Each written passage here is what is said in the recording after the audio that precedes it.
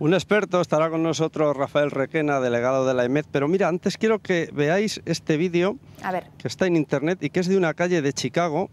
Y vamos a ver, bueno, lo que provoca un rayo en esta calle de Chicago. Atención al mástil, al palo de telégrafos o de la luz que vemos ahí. Vemos cómo el rayo lo alcanza y lo desintegra. Rafael Requena, muy buenas tardes. ¿Qué tal? Buenas tardes. Esto pasa en Chicago, pero pasa también en Aragón, lo que pasa que más en masas forestales, en zonas de campo.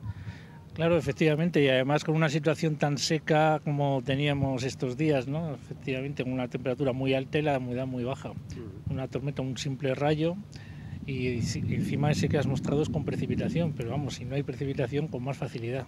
¿Por qué un rayo provoca un incendio? Hay que decir que es una descarga eléctrica tremenda, que claro, si cae sobre una masa forestal muy seca, como se está dando el caso estos días en Aragón, pues claro, la receta está servida. Sí, o sea, las condiciones, los índices de incendio que elaboramos todos los días, tanto por parte de la Agencia Estatal de Meteorología como el Gobierno de Aragón, están dando estos días un índice muy elevado porque la situación meteorológica es muy propicia, ¿no?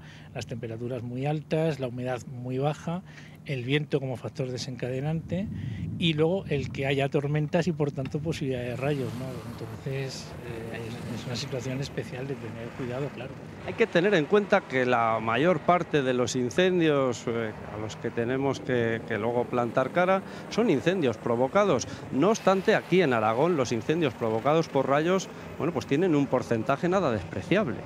Pues efectivamente, pueden ser perfectamente el 30%, algunas veces o más, ¿no? En lo que llevamos de año van camino del 20%, ¿no? Los provocados por rayos, ¿no? O sea, por causas naturales. Es un porcentaje alto, porque a nivel nacional yo he visto estadísticas del Ministerio de Medio Ambiente que habla de un porcentaje del 5 al 10%, sin embargo aquí en Aragón es del 20%. ¿Por qué? ¿Qué factores pueden contribuir a ello? Depende también de la época del año, ¿no? Sobre todo en esta época del año, concretamente ahora ya en agosto cuando estamos, el porcentaje aumenta mucho más, es decir, que son los rayos, es más probable incluso, pues por ejemplo ya se ha dejado de cosechar, que otro de los motivos son las chispas de las cosechadoras y tal, ¿no? En fin, bueno, por supuesto la negligencia en general, ¿no? Ya sabemos, ¿no? De encender fuego en el monte, ¿no? Pero el porcentaje por causas naturales, por rayos, es bastante elevado aquí en Aragón, sobre todo en Teruel, por ejemplo. Porque estamos hablando de que suelen caer en zonas montañosas, que es donde se agarran las tormentas. Tenemos dos zonas francas en ese sentido en Aragón, el Pirineo y la Ibérica.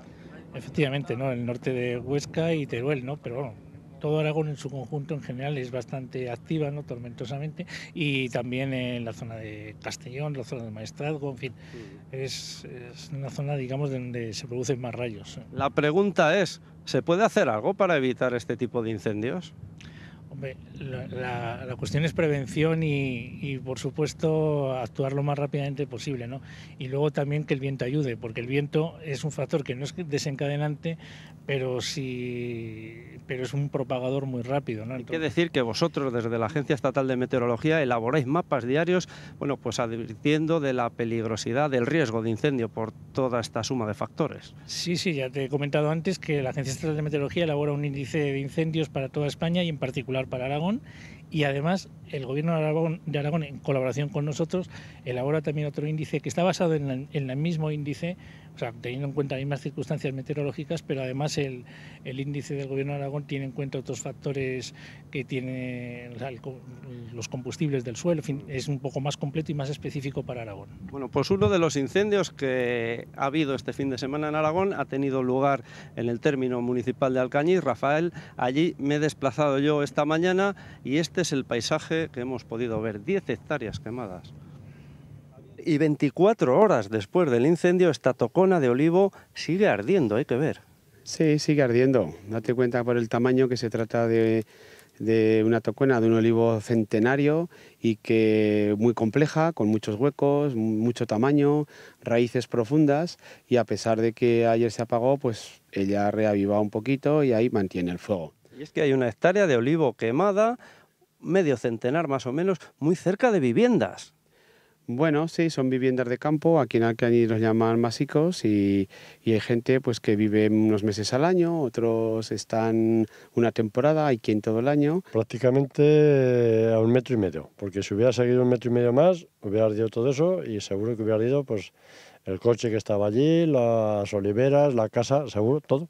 ¿Estabais aquí cuando se originó el incendio? No, porque a las 10 de la mañana nos fuimos a llevar a los nietos a Teruel, nos había avisado el vecino que parece ser que, vamos, que no nos preocupáramos, pero que había ocurrido algo de lo que ocurrió, sí. ¿Cuál puede haber sido la causa de este fuego? Pues no sé.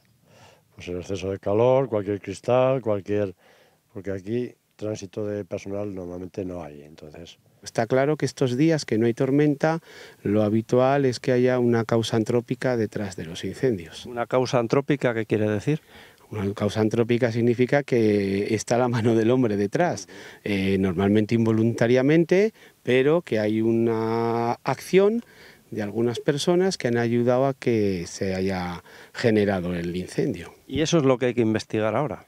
Claro, esa es la misión que tenemos ahora, que es hacer una investigación para llegar al punto exacto de inicio y a partir de ese punto exacto analizar los restos que hay allá para poder, digamos, vislumbrar dónde exactamente se inició y cuál fue la causa que lo originó. Esta fue la zona de lo que es el frente del incendio, subió toda esta ladera desde la parte más abajo y aquí sí, nosotros con una motobomba, 2 bomberos, en este caso yo que también me incorporé a ellos y junto con las cuadrillas y ya la ley transportada, como veis en este estrecho es donde ya se consiguió controlar y parar el incendio. Sí. Un punto estratégico porque de haber saltado al monte vecino, quizás las hectáreas se hubiesen multiplicado, no sabemos por cuánto. Sí, bueno, eso a lo mejor es un poco impredecible, ¿no? En este caso, pero como veis, pues ahí ya se empieza a abrir otra vez monte y empieza a ver lo que es otra vez pino de repoblado y matorral bajo. Entonces, probablemente pues hubiese sido un poco más difícil la extinción, desde luego, si no se hubiera conseguido parar aquí. A ver, el acceso nosotros para entrar con a nivel terrestre con los camiones no era excesivamente complicado, tenía un acceso bueno. Como veis es una ladera, hay caminos rurales que podemos acceder, el acceso era bueno. Pero, no obstante, las electransportadas en lo que es la zona menos accesible, por supuesto que ahí hicieron una gran labor para poderlo controlar. La pronta actuación es fundamental. Cuanto más se dilatan los tiempos, pues por supuesto, por lógica, cada vez el incendio es más difícil de controlar.